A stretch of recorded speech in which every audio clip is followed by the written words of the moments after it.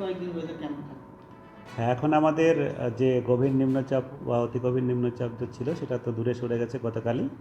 তবে মৌসুমি অক্ষরেখা এবং মৌসুমি বায়ুপ্রবাহ যেমন রয়েছে, তাতে আমাদের রাজ্যে এখন দক্ষিণবঙ্গের আগামী 24 ঘন্টায় অনেক জায়গাতেই হালকা থেকে মাঝারি বৃষ্টিপাত বা সব জায়গাতেই হালকা থেকে মাঝারি বৃষ্টিপাত হবে আজ এবং কাল।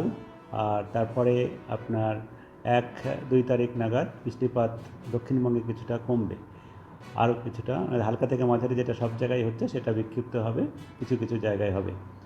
আর উত্তরবঙ্গের ক্ষেত্রে উত্তরবঙ্গে এখন বৃষ্টিপাতের পরিমাণটা বাড়ার সম্ভাবনা রয়েছে। যেমন আজকে আগামী 24 ঘন্টায় ভারী থেকে অতি ভারী বৃষ্টিপাতও 1-2 জায়গায় হতে পারে। মূলত উপরের 5টা জেলা দার্জিলিং, কালিম্পং, জলপাইগুড়ি, আলিপুরদুয়ার, কোচবিহার, এই জেলাগুলির মধ্যে সব জায়গাতেই হালকা থেকে মাঝারি বৃষ্টিপাত, তার সঙ্গে 1-2 জায়গা করে ভারী থেকে অতি ভারী বৃষ্টিপাত হওয়ার সম্ভাবনা রয়েছে আগামী 24 ঘন্টায়। এবং তারপরেও 1-2 জায়গায় ভারী বৃষ্টিপাত থাকবে। আবার 4-5 তারিখ নাগাদ অতি ভারী বৃষ্টিপাত হতে পারে। মূল আগামী কয়েকদিনে তার মানে উত্তরবঙ্গে সব জায়গাতেই হালকা থেকে মাঝারি বৃষ্টিপাত, তার সঙ্গে ভারী বৃষ্টিপাত হওয়ার সম্ভাবনা রয়েছে।